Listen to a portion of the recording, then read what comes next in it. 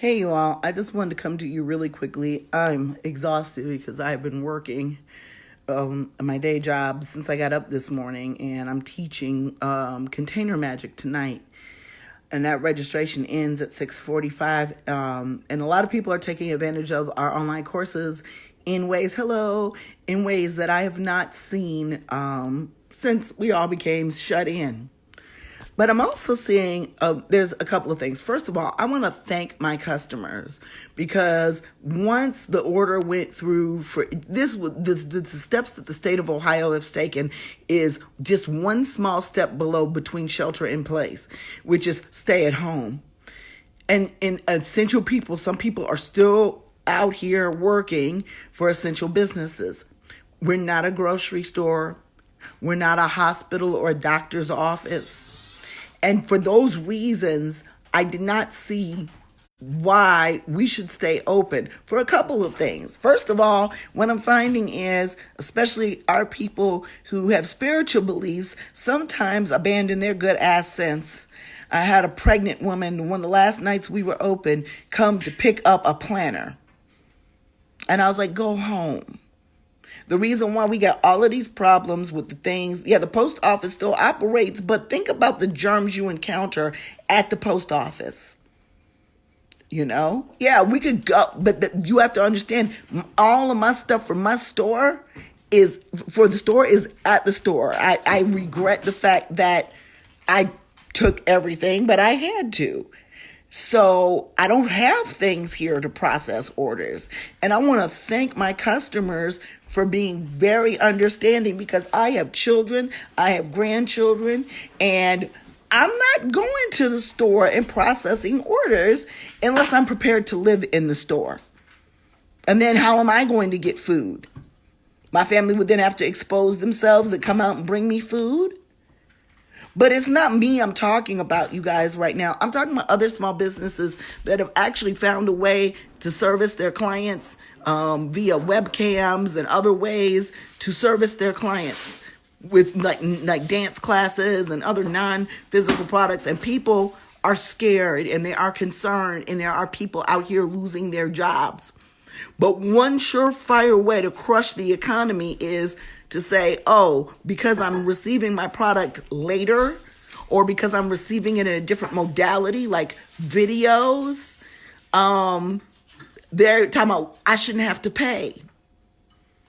Well, and I understand some people can't afford to pay for the luxuries that they had in their lives, like lessons and all different other types of things, because their jobs, they're at home, they're not getting any paycheck, and God only knows how long this stimulus package is going to take to reach people. If that's your situation, like I've only had one customer, because we've had orders from, we have a 5 to 10 business day thing. So we have orders from the first part of the month to like the mid part of the month when we shut down, that are sitting in the queue, and that will go out as soon as we are allowed to be outside. But, I've only had one customer ask for a refund, so I thank you guys.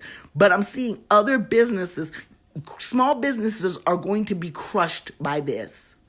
So if you were paying for piano lessons, if you were paying for a housekeeper, you were paying for dance lessons, and there are different ways that these things are being delivered to you. Or even if they can't be delivered to you at some time, have a little patience with people, because what you're going to find is, say, for example, I have my kid doing math tutoring in person with someone.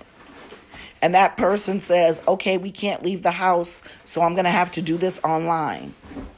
And then that person says, oh, well, I'm not going to pay you as much since it's online. That's wrong, y'all. Now, yes, we're going to have to watch every penny carefully. You're going to go on the website and see stuff being sold out. And no, I'm not encouraging people to place web orders right now because we can't process them. If you want to, so that as soon as we come out of this, we process your order, that's great. I'm still doing readings. I'm still having classes so that we can make sure that we can pay our bills. But let's say we didn't offer somebody's trying to call me Say we only offered physical products and everybody wanted their money back. We wouldn't be able to stay open. We wouldn't be able to pay our rent because people are, panicking, understandably so. People are watching their purse strings, understandably so. But what if the very math tutor that you hired and you refuse to pay has to go and get a job in Burger King or wherever else, not just right now, but afterwards, because all of their clients abandoned them? Most of us who had employment are working at home. I've always worked at home. Most of us are still getting an income. We talking about people running, trying to get this free money. Ain't nothing free. If you are still getting an income and you are still able to take care of your responsibilities financially, why are you going after this money? You got to leave it there for the people who really need it. But what I'm seeing is people's true colors in this situation. And as far as my business is concerned, everybody has pretty much stood by us. They know their orders are sitting in the store. Shit, some of them probably like soaps and oils and waters may not even be made yet. But they know that when we reopen, we're going to send it to them. And what I'm asking is that you all have a little compassion for everybody in this situation. Because the worst thing that's going to come out of this after the death, after all of the illness, is the destruction of our economy. Okay? We are going to be crippled. We're probably going to be in another recession, And what can we do as individuals who still have an income? There were people who didn't have an income prior to this. Now they're really bad off. But the people who are still working, still making money, it does not absolve you of your responsibilities. No, I am not calling my mortgage company and telling them I can't pay my mortgage. No, I'm not calling the store leasing office and telling them I can't pay my rent. I'm going to do what I can and pay for everything that I was paying for prior to any of this happening until I can't do it anymore. But to start bailing out on people who were here for you and your children, whether it's dance classes, music, spiritual products, I don't care what it is. Your panic is not a justification for bailing on people. If you have a subscription service, use it. I know a lot of folks glad they still got their Netflix. Would you cancel Netflix? So that's what I'm saying. I saw a question. I've seen this several times online. People are like, well, I'm not getting what I paid for and I'm not getting my services, so I shouldn't have to pay my monthly fee. A lot of companies, major corporations, are slashing monthly fees. Square is not making us pay any money for marketing and all of the other add-ons that you can pay a monthly subscription for. For the month of March, those subscription fees have been refunded. But guess what? Square can afford to do that. Small businesses cannot.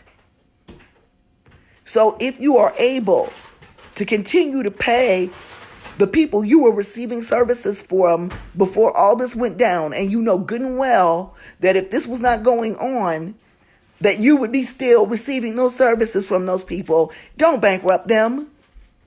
Don't be selfish, especially if they are finding ways to give you what you paid for. People used to laugh and make fun of online learning. What they don't realize and what they're finding out now is that online learning is harder than going to a classroom. It requires more discipline, more technical knowledge, more diligence. Okay? And so, my daughter was talking about, I discouraged her from taking a gap year because she's got all this really good GPA. She's got these great ACT scores and everything. Let's go. Let's see what scholarship money we can get now. But if somehow, some way, all of the classes for the fall end up online, I was like, yeah, a gap year would be appropriate because she doesn't want to take online classes. And so she was like, but I'm going to lose my housing deposit. I said, first of all, If I got to, I'll pay the housing fucking deposit again. But how are they going to keep your housing deposit when they're not providing you any housing? So really, as we are pulling our purse strings tight and we are looking out for ourselves as we should be getting rid of the non-essential subscriptions and things that we have in our life.